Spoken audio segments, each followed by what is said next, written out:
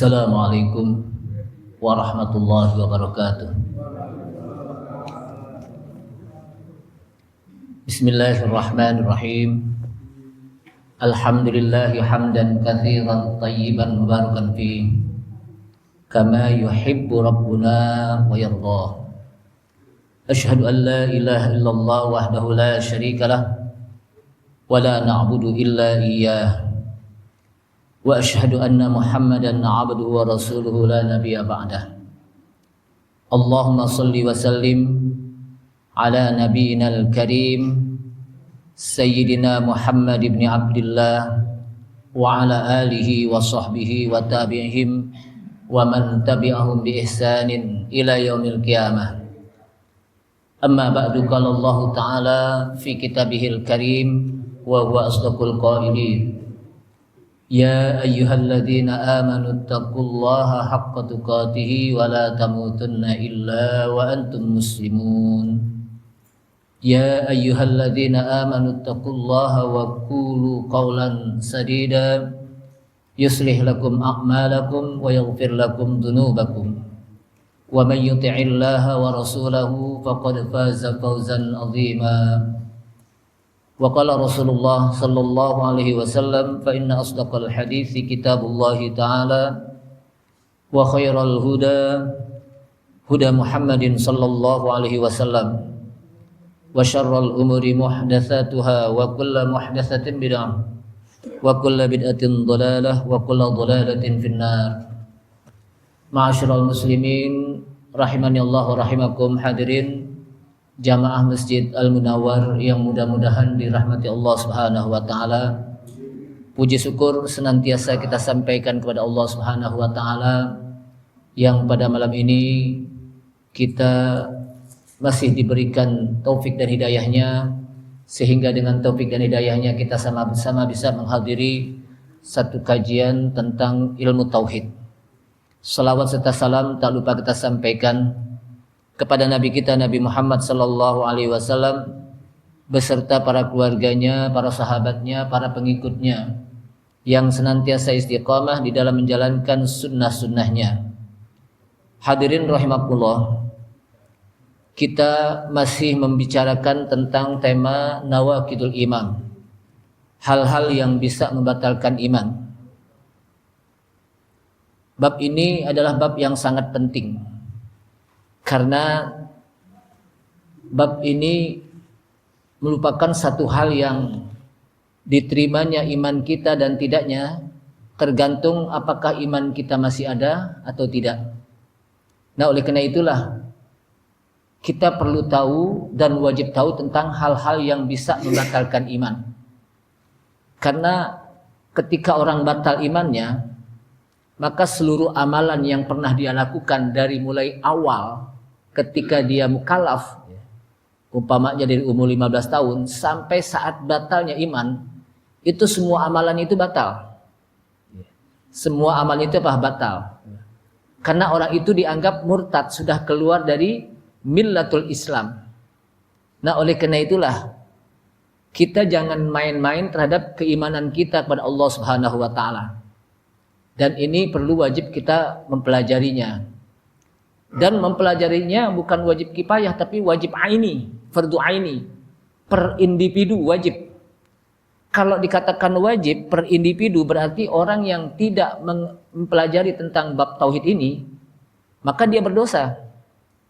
Karena definisi wajib itu adalah al-wajib ma yusabu ala fa'ilihi wa yu'aqabu ala tarikihi. Sesuatu yang diberikan pahala ketika dia melakukannya dan berdosa ketika dia meninggalkannya. Artinya kalau dia nggak kerjakan, tidak mempelajari ilmu tauhid, berdosa. Sebab ini ilmu pondasi dalam iman. Jadi ini merupakan apa? Pondasi. Dan kita sudah membahas pada bab yang berkenaan dengan hal-hal yang bisa membatalkan iman ya. Yang pertama, mengingkari rububiyah Allah Subhanahu wa taala. Kemudian yang kedua, kita membahas kemarin belum selesai, adalah al-istinkaf wal istikbar an ibadatillahi ta'ala. Al-istinkaf wal istikbar, enggan dan sombong dari beribadah kepada Allah Subhanahu wa taala. Enggan itu enggak mau. Kenapa dia tidak mau beribadah kepada Allah Subhanahu wa taala? Karena dia tidak mau menjadikan Allah sebagai zat yang wajib untuk diibadahi. Makanya dia tidak mau beribadah kepada Allah Subhanahu wa taala. Sehingga orang yang tidak mau beribadah kepada Allah Subhanahu wa taala, walaupun dia ngakunya Islam, maka itu sudah masuk kepada nawaqidul iman. Kemudian wal istinbar, ya. Wal istikbar. Istikbar itu adalah al-kibr. Yang kata para ulama ada dua. Yang disebut al-kibr itu batarul haq wa ghamtul nas. Batarul haq artinya menolak kebenaran yang datangnya dari Allah Subhanahu wa taala. Yang kedua wa ghamtun nas, dan mengecilkan orang, meremehkan orang, ya, menjadikan orang itu kayaknya kerdil gitu, sombong. Kalau kita kan biasanya kalimat sombong itu hanya sebatas sombong, angkuh, merasa besar di hadapan Allah, di hadapan manusia. Tapi al-kibr menurut hadis adalah ada dua di situ. Yang pertama batarul haq, menolak kebenaran yang datangnya dari Allah Subhanahu wa taala. Yang kedua adalah wa ghamtun nas, ya, mengecilkan orang, ya, sehingga orang itu dianggap hina. Kenapa? Kecil. Dan dua sifat inilah yang dimiliki oleh iblis. Iblis kenapa dia tidak mau untuk bersujud kepada Nabi Adam? Dalam rangka untuk sujud di sini adalah at-tahiyah, menghormat, ya. At-tahiyah atau at-ta'zim, menghormat. Karena iblis pertama adalah dia batarul haq, menolak kebenaran. Di mana Allah Subhanahu wa taala perintahkan, karena setiap yang diperintahkan oleh Allah Subhanahu wa taala kan wajib kita taati. Nah, iblis tidak mau mentaati sehingga dia menolak kebenaran yang datangnya dari Allah Subhanahu wa taala. Yang kedua wa ghamtun nas, mengecilkan makhluk, mengecilkan orang. Kenapa? Karena iblis merasa paling besar, lebih hebat, lebih utama ketimbang apa? Adam. Maka jadilah dia wa kana minal kafirin. Wa idz qulna lil malaikati isjudu li adama fasajadu illa iblis aba wastakbar. Wa kana minal kafirin. Jadi dia termasuk dari golongan orang-orang yang kafir. Jamaah sekalian, Allah Subhanahu wa taala menyebutkan dalam ayat Al-Qur'an, lan yastankifal masihu an yakuna 'abdan lillahi walal malaikatul muqarrabun wa man yastankif 'an 'ibadatihi wa yastakbir fasayahsyuruhum ilaihi jami'a. فَأَمَّا الَّذِينَ آمَنُوا وَعَمِلُوا الصَّالِحَاتِ فَيُوَفِّيهِمْ أُجُورَهُمْ وَيَزِيدُهُم مِّن فَضْلِهِ وَأَمَّا الَّذِينَ اسْتَنكَفُوا وَاسْتَكْبَرُوا فَيُعَذِّبُهُمْ عَذَابًا أَلِيمًا وَلَا يَجِدُونَ لَهُم مِّن دُونِ اللَّهِ وَلِيًّا وَلَا نَصِيرًا. لَا يَسْتَنكِفِ المسيح ayyakuna 'abdan lillah. Siapa yang dimaksud dengan Al-Masih? Al-Masih di sini adalah Isa ibnu Maryam. Ada dua yang dipanggil dengan Al-Masih. Yang pertama adalah Al-Masihud Dajjal. Yang kedua Al-Masih Isa ibnu Maryam. Kenapa disebut Al-Masih? Al-Masih itu dari kata-kata masaha, mengusap. Karena Nabi Isa ketika dia mengobati orang yang buta, maka dia usap mukanya. Maka melihatlah orang tersebut dengan usapan Nabi Isa. Dajjal juga begitu, bisa mengusap dan bisa mengobati orang yang buta dia. Dajjal itu bisa mengobati orang yang sakit. tapi dengan melalui sihirnya. Tapi kalau Nabi Isa alaihissalam itu melalui mukjizat yang diberikan oleh Allah Subhanahu wa taala. Walaupun ada juga yang katakan Al-Masih itu orang yang hidupnya mengembara, Karena Nabi Isa itu hidupnya nomaden, berkeliling dia. Makanya Nabi Isa kan nggak sempat nikah dan tidak punya anak, tidak punya keluarga dia. Dajjal juga begitu, dia bisa mengelilingi dunia Dajjal itu dengan cepatnya. Itu Dajjal Al-Masih. Tapi itulah yang disebut dengan Al-Masih, yang disebutkan oleh Allah Subhanahu wa taala adalah pertama Nabi Isa, yang kedua Ad-Dajjal. Kemudian la yastankifal Masih. Al-Masih Nabi Isa tidaklah dia enggan untuk beribadah kepada Allah. Walal malaikatul muqarrabun, dan juga para malaikat al-muqarrabun yang dekat kepada Allah Subhanahu wa taala, mereka juga tidak enggan untuk beribadah kepada Allah Subhanahu wa taala. Artinya betul-betul mereka beribadah gitu. Mereka betul-betul beribadah kepada Allah Subhanahu wa taala. Ini menjelaskan bahwa Nabi Isa itu beribadah kepada Allah Subhanahu wa taala, sehingga dia bukanlah yang disembah. Tapi justru Nabi Isa itu adalah yang menyembah Allah Subhanahu wa taala, bukan yang disembah, tapi yang menyembah Allah Subhanahu wa taala.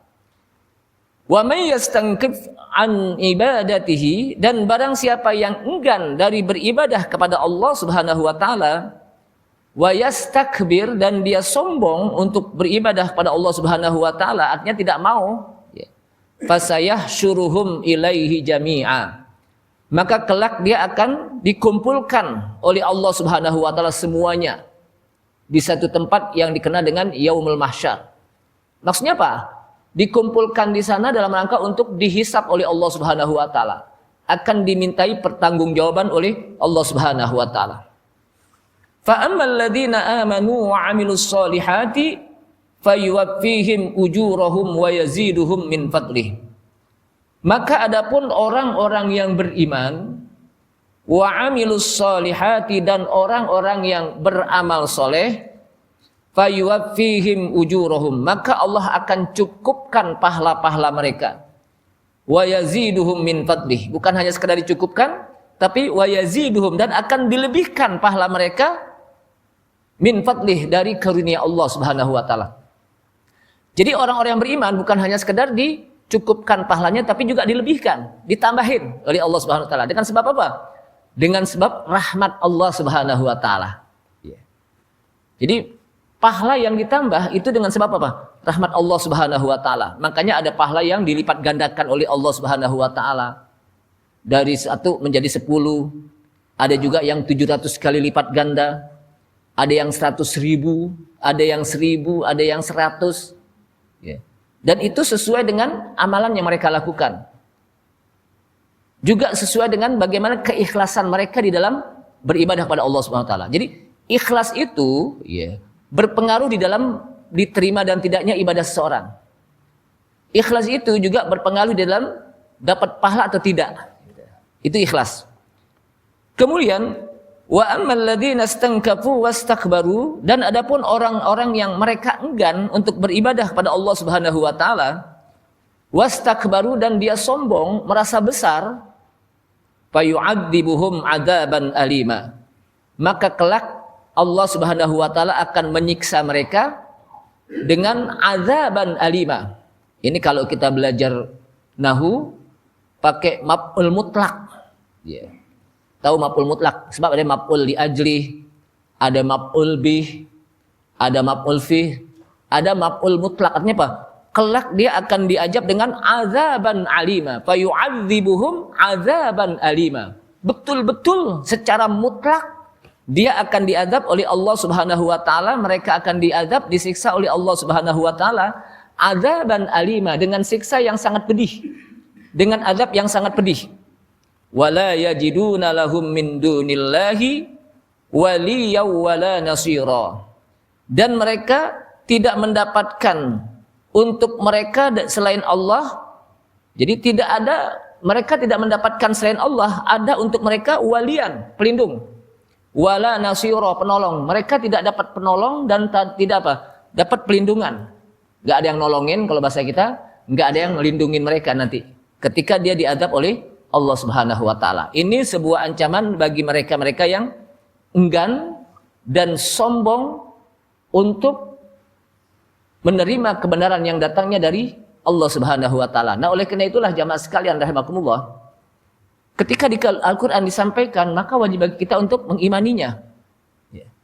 Hadis disampaikan, wajib bagi kita untuk mengimaninya. Jangan sampai ada orang yang berani ketika Al-Qur'an disampaikan, ya, lalu mereka berani merotes. Itu kan Quran. Itu kan Quran yang menyampaikan, tapi kan pendapat saya lain lagi. Seakan-akan pendapat dia lebih hebat dari apa? Al-Quran. Ya. Itu kan hadis, tapi kan pendapat ustadz saya lain lagi ya. Padahal seakan-akan apa? Guru dia lebih hebat ketimbang apa? Hadis. Ya. Padahal kata para ulama, ketika Al-Quran sudah menyampaikan, ketika hadis sudah menyampaikan, maka kita udah tinggal terima. Tidak ada lagi yang lebih mulia, tidak ada lagi yang lebih benar kecuali Al-Quran, serta itu apa? Hadis. Maka di dalam pembukaan sebuah khutbah seringkali diucapkan, fa inna asdaqal hadisi kitabullah. Sesungguhnya sebenar-benar ucapan, ya, ucapan yang paling benar adalah kitabullah. Tidak ada ucapan yang paling benar kecuali Al-Quran. Kenapa? Karena Al-Quran itu kalamullah. Ya. Wa khairul huda Muhammadin, dan sebaik-baik petunjuk adalah petunjuk Rasulullah sallallahu alaihi wasallam. Jadi kalau kita sudah disampaikan hadis, sudah disampaikan ayat Al-Qur'an, maka kita terima. Jangan berani protes. Ini kadang-kadang biasanya tentang ayat-ayat yang berkenaan dengan waris, ya. Makanya ketika waris, ya, Ustaz, bagaimana kalau warisan semuanya sama dibagi? Biar adil, ya. Sehingga kalau udah adil, kita akan terima itu. Berarti seakan-akan dia merasa, kalau gitu Al-Quran gak adil dong. Kenapa? Karena Al-Quran menyatakan bahwa lizzakari mislu hadzil unsayin. Bagi laki-laki mendapatkan satu dibandingkan dengan wanita. Jadi wanita separuh, laki-laki apa? Satu. Mislu hadzil unsayin. Jadi laki-laki mendapatkan satu bagian, sementara wanita separuh bagian dari laki-laki. Lidzakari mislu hadzil unsayain. Dan ini wajib kita terima. Karena banyak orang yang protes, kalau gitu nggak adil dong Al-Quran. Masa laki-laki, apalagi zaman sekarang, wanita udah karir. Nah ini apa? Jadi seakan-akan padahal Al-Quran sudah menjelaskan, khusus yang berkenaan dengan warisan, nih, langsung Allah yang membaginya. Ada yang dapat 1/3, 1/4, 1/8. Ada yang dapat 2/3, ar-rubu, 1/4. Itu di dalam apa? Bab tirkah, bab faraid, ya, ilmu apa? Ilmu faraid. Belum lagi yang berkenaan dengan yang lainnya. Yang berkenaan apa? Dengan gender, ya, dan lain sebagainya. Jadi banyak sekali orang-orang yang berani untuk mengkritisi Al-Qur'an, ya. Jadi kalau sudah Al-Qur'an yang berbicara, hadis, apalagi hadisnya itu hadis mutawatir atau hadis sahih, jangan kita berani-berani untuk mengkritisinya, mengkritiknya, apalagi mengolok-oloknya. Kemudian yang ketiga adalah asyirku fi ibadatillah bi ayyusarrifa syai'an minal ibadati li ghairillah. Yang bisa membatalkan iman seseorang itu adalah bersekutu di dalam beribadah kepada Allah Subhanahu wa taala.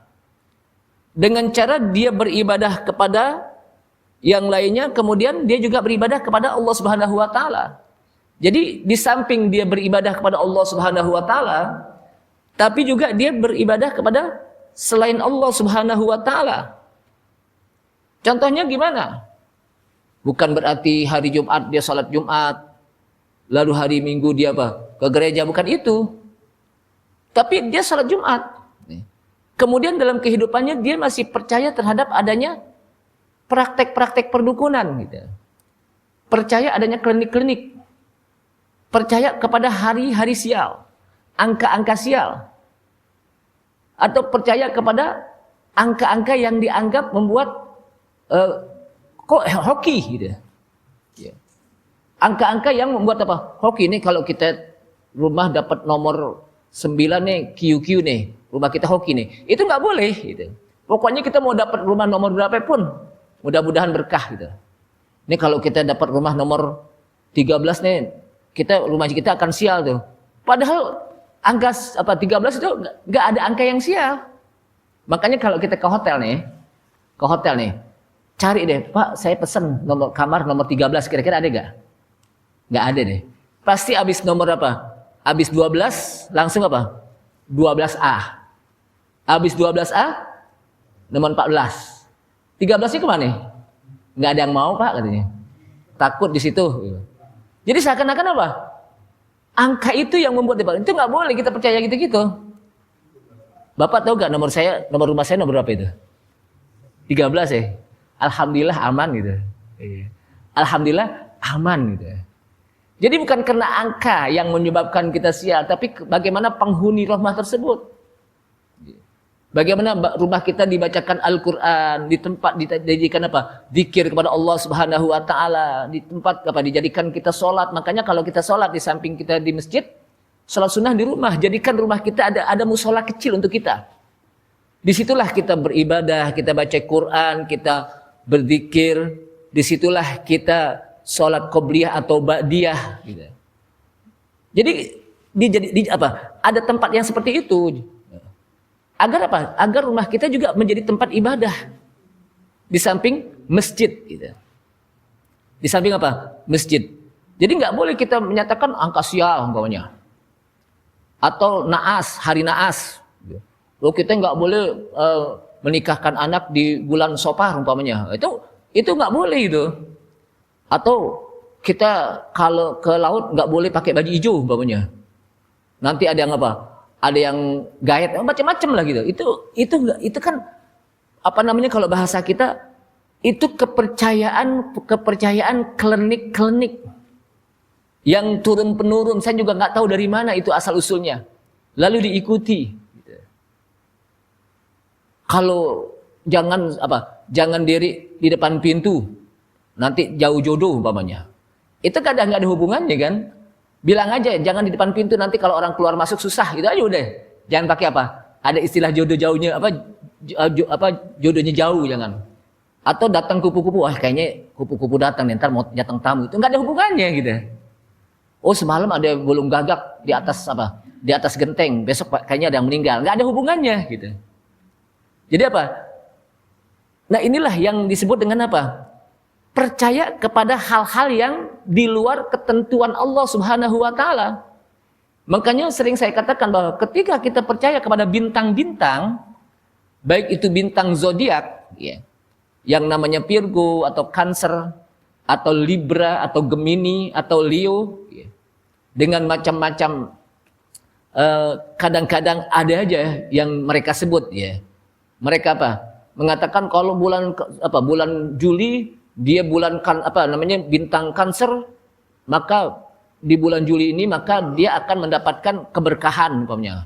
Cintanya indah, tapi rezekinya sayang seret umpamanya.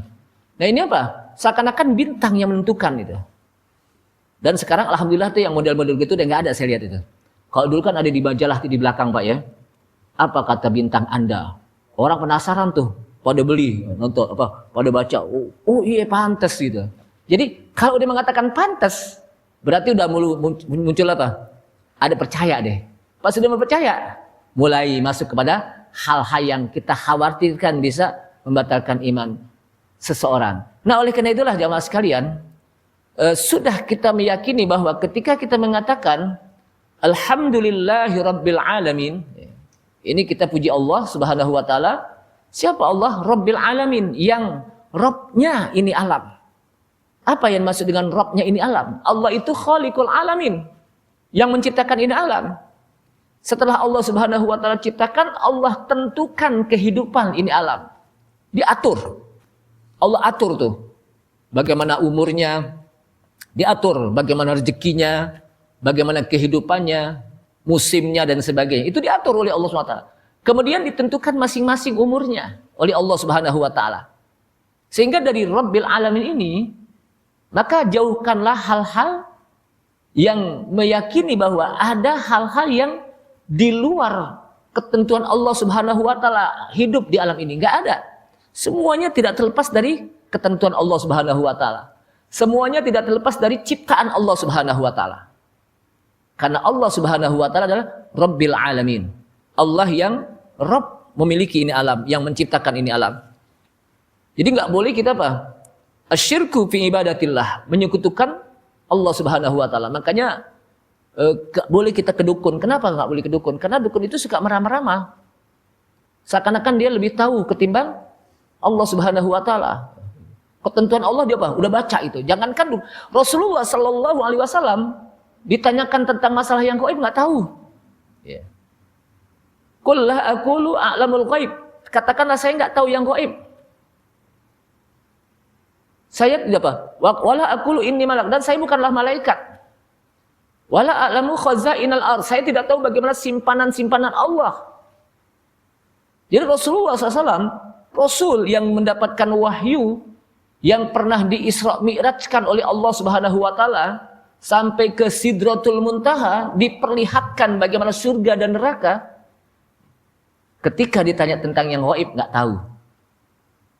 Nah, sekarang ini banyak orang yang sok tahu tentang hal yang gaib. Ada satu iklan itu ya. Anda ingin hidupnya dipagari, call kami, Anda aman. Itu nggak boleh itu. Ngapain aman dengan gara-gara dia itu? Kemudian ini kalau saya pakai batu cincin nih, perasaan aman deh. Itu juga nggak boleh. Yang memberikan aman itu apa? Allah Subhanahu wa taala. Nah, kita belajar akidah, belajar tauhid dalam rangka untuk menjadikan iman kita bersih, bahwa kita mengandalkan hidup kita hanya pada Allah Subhanahu wa taala. Sebagaimana Allah Subhanahu wa taala menyebutkan, innamal mu'minuna alladzina idza dzukirallahu wajilat qulubuhum wa idza tuliyat 'alaihim ayatuhu zadatuhum imana wa 'ala rabbihim yatawakkalun. Wa 'ala rabbihim, didahulukan dulu Allahnya, dan atas Rabb mereka yatawakkalun, mereka bertawakal. Artinya apa yang ada kita tawakal, kita serahkan diri kepada Allah Subhanahu wa taala. Maka disebutkan dalam ayat Al-Qur'an, wa ya'buduna min dunillahi ma la yadurruhum wa la yanfa'uhum wa yaquluna haula'i syufa'auna 'indallah. Mereka beribadah kepada selain Allah. Yang diibadahnya itu la yadurruhum, tidak bisa memberikan mudarat kepada mereka. Wala yanfa'uhum, dan tidak bisa memberikan manfaat kepada mereka. Wa yaquluna, mereka mengatakan haula'i syufa'ina indallah. Mereka itu adalah penolong-penolong kami untuk di sisi Allah. Artinya mereka berdoa kepada Allah Subhanahu wa taala, tapi dalam sisi-sisi lain mereka juga minta kepada selain Allah Subhanahu wa taala. Contohnya begini. Ketika dikubur, kita mendoakan yang di kuburan atau kita minta kepada kuburan? Tentunya kita mendoakan yang di kuburan. Karena orang yang dikubur, mereka butuh doanya orang yang hidup. Sehingga ketika kita masuk kubur saja, assalamualaikum ahlad diyar. Mudah-mudahan Allah selamatkan kalian, wahai ahlad diyar, ahlul kubur. Jadi kita mendoakan mereka agar mereka mendapatkan keselamatan. Nas'alullaha lana wa lakumul afiyah.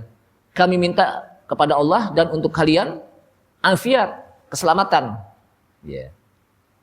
Namun kadang ada orang yang ketika masuk kubur, menganggap kubur ini bisa memberikan manfaat, sehingga dia minta kepada kubur agar kubur ini bisa menyampaikannya kepada Allah Subhanahu wa taala. Ini yang seperti apa? Ini yang disebut dengan apa? Tawassul kepada kubur. Karena tawassul itu kalau saya lihat di dalam beberapa hadis disebutkan ada 3. Kita boleh bertawassul kepada amalan kita. Sebagaimana orang yang ada di gua. Ketika kita berdoa, kita berdoa, ya Allah, dengan amal saya mudah-mudahan Engkau berikan kami kebaikan. Boleh. Sebagaimana orang-orang yang masuk ke dalam gua, kemudian mereka berdoa ketika guanya tertutup. Jadi ketika dia masuk ke dalam gua, nggak bisa terbuka tuh gua.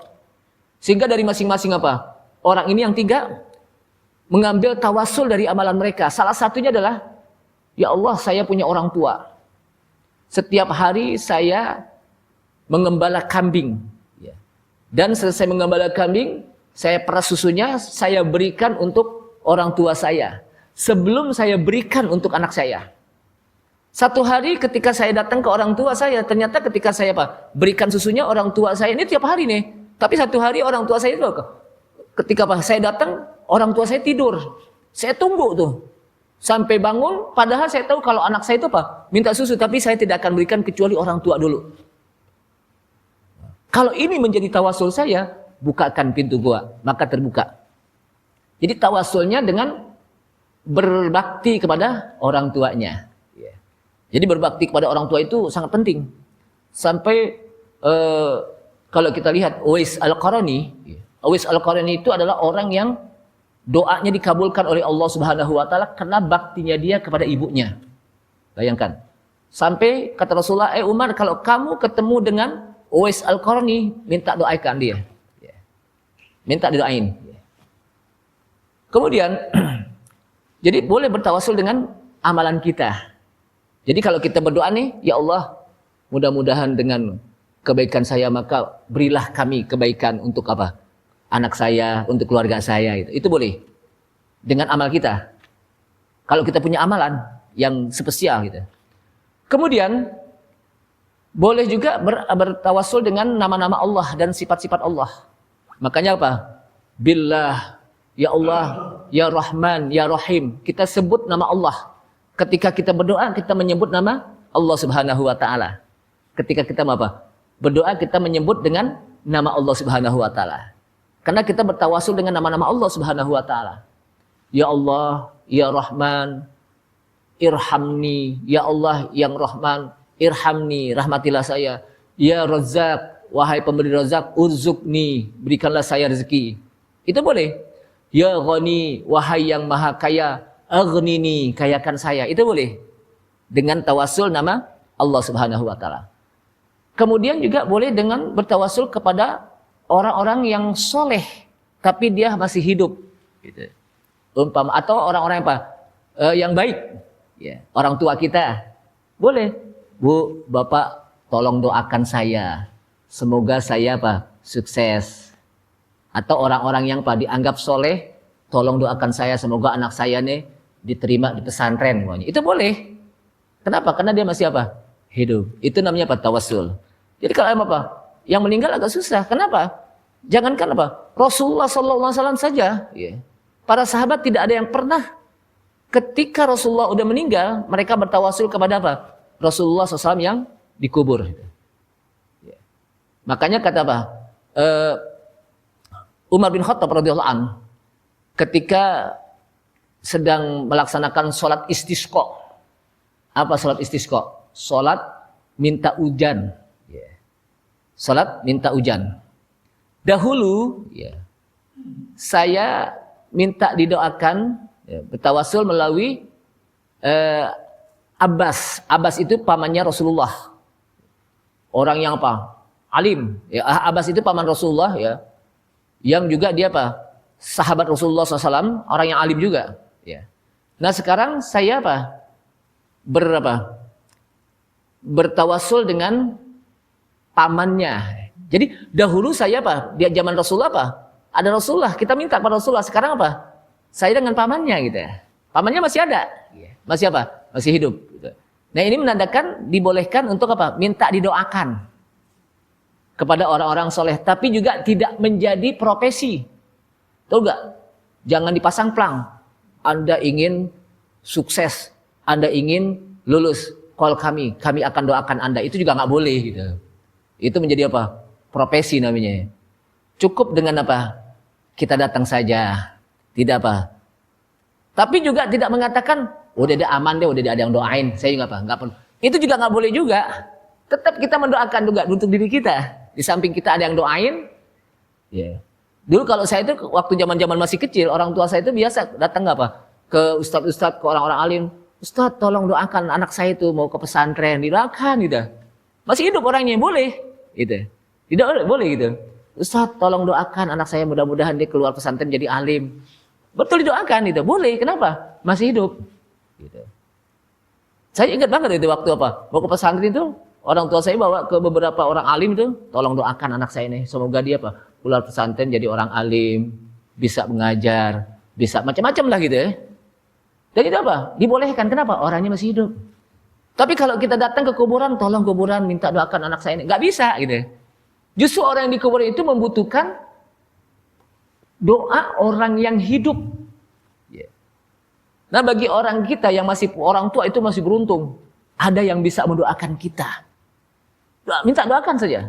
Orang tua kita bisa mendoakan kita gitu. Kenapa? Bahkan doa orang tua itu luar biasa. Doa orang tua itu luar biasa. Sampai Uwais Al-Qarni saja ketika dia berbakti kepada ibunya, akhirnya dia menjadi orang yang alim dan doanya senantiasa diterima oleh Allah Subhanahu wa taala. Disebabkan kenapa? Dengan baktinya dia kepada orang tuanya, dengan ibunya. Kemudian jamaah sekalian rahimakumullah, lalu yang termasuk bagian dari bisa membatalkan iman adalah dengan juhdu syai'in mimma asbatahu Allah taala. Mengingkari sesuatu yang sudah Allah Subhanahu wa taala tetapkan atau yang sudah Rasulullah sallallahu alaihi wasallam tetapkan. Allah Subhanahu wa taala sudah tetapkan tentang wajibnya salat. Udah, salat wajib. Enggak boleh kita mengatakan apa iya wajib salat, enggak boleh. Udah wajib salat gitu. Atau nah ini kadang-kadang ini jadi main-main nih masyarakat. Ya kita salat, inti duluan dah, ane belakangan. Ane tolong salamin ya sama Allah. Itu namanya main-main tuh. Itu enggak boleh. Atau yuk kita sholat, enggak sholat nomor 2. Emang benar sholat nomor 2 di dalam rukun Islam, tapi dia ingin bermain-main gitu. Jadi dalam hal masalah agama tidak boleh kita main-main. Tidak boleh kita main-main. Tidak boleh kita jadikan olok-olok. Tidak boleh kita jadikan stand up. Agar orang ketawa dengan masalah Islam, masalah agama. Kenapa? Karena disebutkan oleh Allah SWT, Qul abillahi wa ayatihi wa rasulihi kuntum tastahzi'un. Qul, apakah dengan Allah, Qul abillahi wa rasulihi, dan apakah dengan Rasulnya, kuntum tastahzi'un, kalian mengolok-olok, memain-mainkan. Ya. Qul abillahi wa ayatihi wa rasulihi. Katakanlah, apakah kepada Allah dan kepada ayat-ayatnya Al-Quran dan kepada Rasulnya kuntum tastahzi'un, kalian mengolok-olok, memain-mainkan. Jadi kita nggak boleh jadikan agama itu sebagai sebuah alat permainan. Ya. Olok-olok, menjadi bahan humoris, menjadi bahan humor, nggak boleh. Biar orang ketawa nih, lucu gitu. Nggak boleh gitu. Apalagi dalam masalah ceramah umpamanya, biar orang ketawa nih, ada ceramahnya biar lucu, Islam dia olok-olok, itu juga boleh gitu. Kenapa? Masih banyak tema-tema yang harus disampaikan, bukan agama yang dijadikan olok-olok gitu.